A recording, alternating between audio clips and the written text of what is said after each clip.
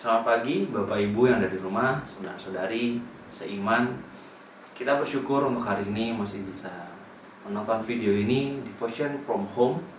Dan kita juga bersyukur di dalam keadaan yang seperti ini, kita percaya juga semua di dalam kendali Tuhan. Dan saat ini kita mau membahas tentang topik kehendakku atau kehendakmu.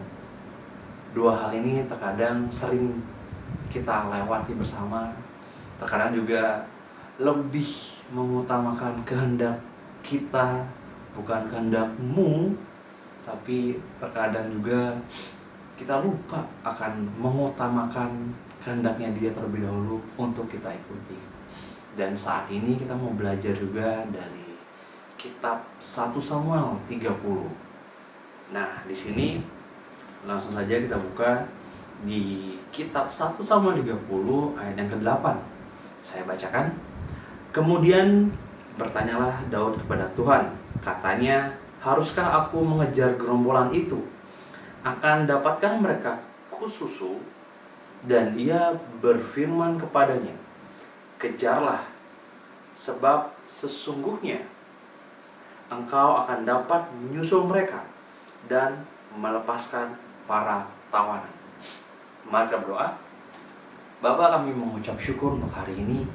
Ajari kami ya Tuhan, berikan kami juga kerendahan hati untuk kami bisa menerima firman-Mu ini Tuhan, agar kami juga bisa tahu kehendak-Mu di dalam setiap kehendak kami ya Tuhan.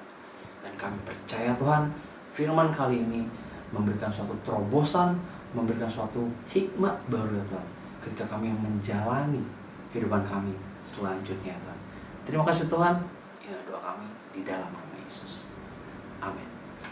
Ya, sebelum itu aku mau sharing backgroundnya dulu ya. Jadi di hal ini itu sebenarnya ketika Daud di kota Filistin, bagaimana dia di sana diangkat sebagai seorang hamba oleh orang di sana namanya Akhis. Jadi dia itu yang ada kuasanya di sana, dia memiliki title, tapi disitulah dia mengangkat Daud menjadi hambanya. Tetapi sebelum itu, ketika dia Daud dengan teladan yang baik, jujur, orang-orang terkhususnya raja-raja yang ada di Filistin, mereka tidak suka dengan Daud.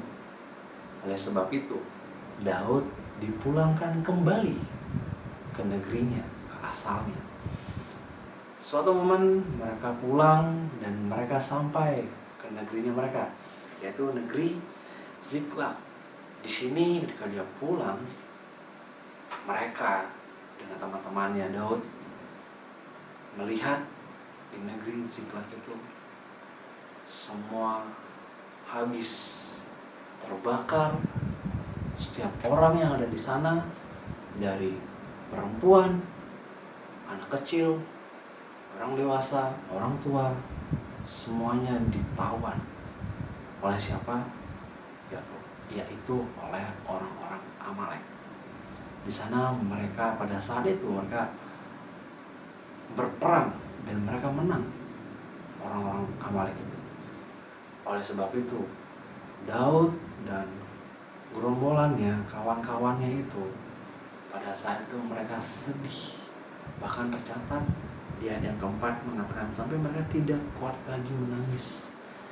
Begitu rapuhnya, begitu pedihnya ketika orang yang mereka sayangi dirampas, ditawan. Dan bayangkan, ketika kita memiliki pengharapan ataupun rencana yang telah kita rencanakan, tetapi semua hilang begitu saja, terampas. Dan secara manusiawi pasti akan sulit untuk menerimanya, bukan? Tetapi mari kita belajar dari sikap Daud, ya. Makanya dari itu tadi kita baca bersama-sama di ayat yang ke-8, bagaimana Daud bertanya kepada Allah, dan Allah menjawab secara signifikan. Dia menjawab kalau kamu bisa mengejarnya, bahkan kamu bisa mendapatkannya. Dan dan dibilang bisa melepaskan tawanan. Hal yang sederhana, tetapi ketika Daud menjalani dan dia mengejar orang-orang Amalek itu di pertengahan jalan, mereka berangkat bersama-sama dengan 600 orang. 600 orang, dan setibanya di sungai Besor, 200 orang mulai kelelahan dan mereka menetap di tepi sungai itu. Dan sisanya 400 orang mereka tetap mengejar orang-orang Amalek itu. Tapi di dalam masa pengejaran mereka bertemu siapa? Bertemu orang Mesir. Dan seorang Mesir ini adalah budak dari orang Amalek itu. Dan dia tertinggal selama 3 hari, karena 3 hari juga dia sakit, jadi dia pun tertinggal. Bahkan dibilangnya ditinggalkan. Dan singkat cerita, Daud pun bertanya. Daud memberi dia makan, minum, dan setelah itu dia bertanya apakah dia bisa untuk menunjukkan di mana orang-orang Amalek itu. Dan disinilah Daud diberitahu, dan bagaimana juga si budak orang Mesir ini membuat janji juga agar dia tidak memberitahu identitasnya dia, agar tidak dibunuh juga.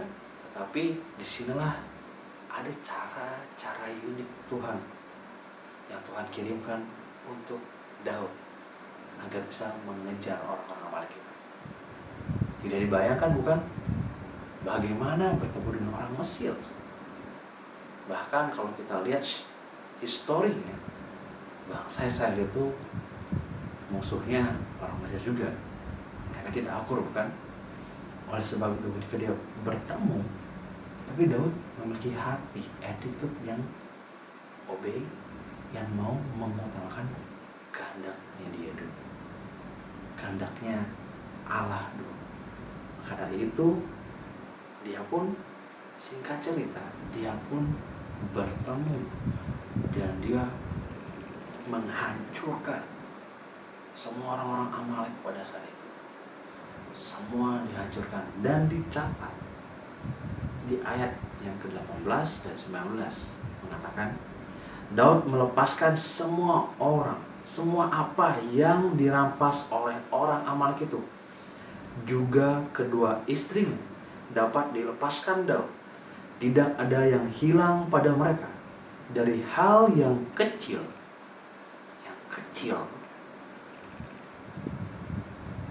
sampai hal yang besar. Bayangkan, dari hal yang kecil sampai hal yang besar. Dan di sini mengatakan juga sampai anak laki-laki dan anak perempuan, dan dari jarahan sampai segala sesuatu yang telah dirampas mereka. Semua itu dibawa Daud kembali. Secara nggak langsung, secara manusiawi, mungkin juga kita mikir, wow, awalnya tidak mungkin. Tapi bagaimana dengan perspektif Tuhan? Bagaimana dengan kehendak Tuhan? Inilah kita belajar. Jika Tuhan berkehendak, semua itu akan terjadi. Jika Tuhan berkehendak dalam kehidupan kita, pekerjaan kita, studi kita, hubungan kita sesama, kesehatan kita, jika Tuhan berkehendak, apapun itu akan terjadi. Dan semua itu baik, semua indah. Kenapa demikian? Di Amsal mengatakan, banyak rancangan di hati manusia, tetapi keputusan Tuhanlah yang terlaksana. Aku mau share sedikit tentang pengalaman ini, anak muda yang sangat-sangat berpotensi, dan aku juga bangga bisa bertemu dengan dia, dan orangnya juga bisa dipercaya. Dan singkat cerita, dia sendiri memiliki pergumulan di tahun lalu ketika dia sulit untuk melanjutkan perkuliahannya. Secara finansial tidak gampang, semua orang terkena imbasnya di dalam pandemi ini, bukan? Dan salah satunya dia, sahabat saya ini.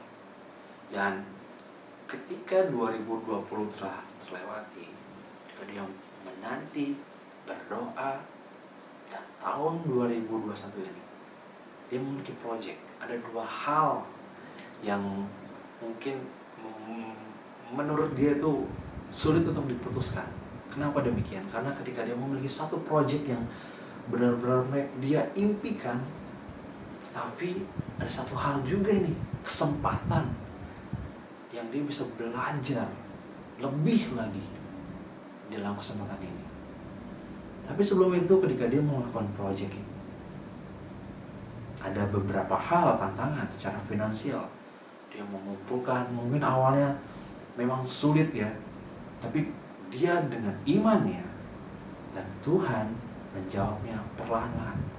Oleh sebab itu, dia pun memberi konviksi untuk melakukan proyeknya ini. Walaupun secara finansial bertahap, dan seminggu lalu itu sangat luar biasa. Tuhan bukakan jalan.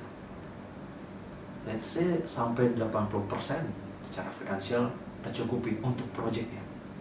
Dan dia masih memiliki ada proyek yang lain lagi, kesempatan untuk bisa mengenlarge kapasitasnya dia. Tetapi aku percaya dan dia pun bersyukur akan hal itu. Dan firman ini yang kita belajar bersama-sama, ini ayat konviksi dirinya dia. Dan saya juga personal sangat belajar bagaimana ketika Allah berkehendak, itu pun akan terjadi, itu pun akan tergenapi. Dan sama halnya seperti teman saya ini, dia dengan percaya kalau ini adalah panggilan, konviksi Allah, pasti semua akan tergenapi juga. Dan bagaimana Pengkhotbah juga mengatakan, Pengkhotbah 3 ayat 11 bagian A yang mengatakan, Ia membuat segala sesuatu indah pada waktunya. Waktunya siapa? Waktunya Tuhan. Bahkan Ia memberikan kekekalan dalam hati mereka. Oleh sebab itu, di dalam situasi yang masih tetap sama, pandemi, tapi kita percaya janjinya juga yang semakin kekal dalam kehidupan kita. Tidak main-main. Jika Dia berkehendak, semua itu pun akan terjadi indah pada waktunya. Dan terakhir aku mau sharing ayat yang di sini bagaimana ajakan untuk kita semua dari Yesus Kristus, yang terambil dari Matius 11 ayat 28 sampai dengan 30 yang mengatakan, Marilah kepadaku semua yang letih lesu dan berbeban berat, aku akan memberi kelegaan kepadamu. Pikulah kuk yang kupasang dan belajarlah padaku, karena aku lemah lembut dan rendah hati, dan jiwamu akan mendapat ketenangan. Sebab kuk yang kupasang itu enak dan bebanku pun ringan. Amin, saudara-saudara. Kita percaya semua di dalam kontrolnya Tuhan. Apapun yang menurut kita tidak mustahil bersama dengan Dia. Mari kita berdoa. Bapak, kami mau mengucap syukur bagaimana kami bisa mengutamakan kehendak-Mu terlebih dahulu. Bukan kehendakku, bukan kehendak kami, tapi ajarkan kami untuk mengizinkan Engkau terlebih dahulu, dan kami bisa mengikuti apa yang Kau mau ya Tuhan. Di dalam setiap kehidupan kami, di dalam setiap tantangan kami. Dan kami percaya Tuhan, janji-Mu itu selalu kekal. Even di dalam pengharapan kami, ada masa depan yang luar biasa, ada masa depan yang gilang gemilang.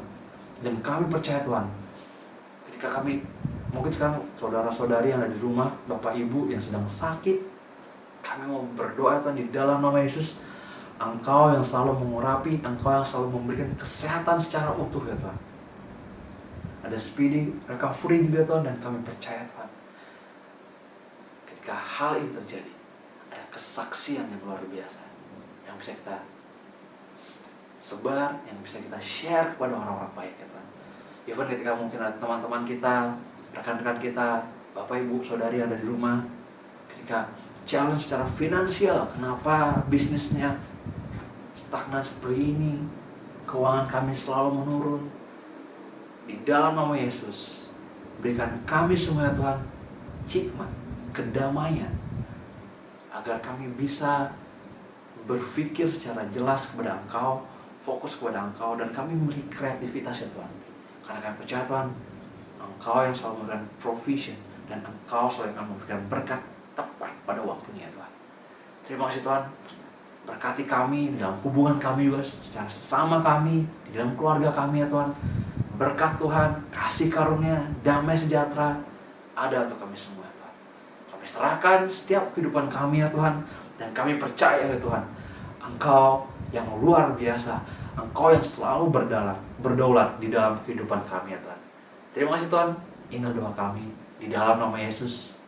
Haleluya. Amin. Selamat pagi semuanya, dan sampai jumpa di lain waktu. Tuhan Yesus memberkati.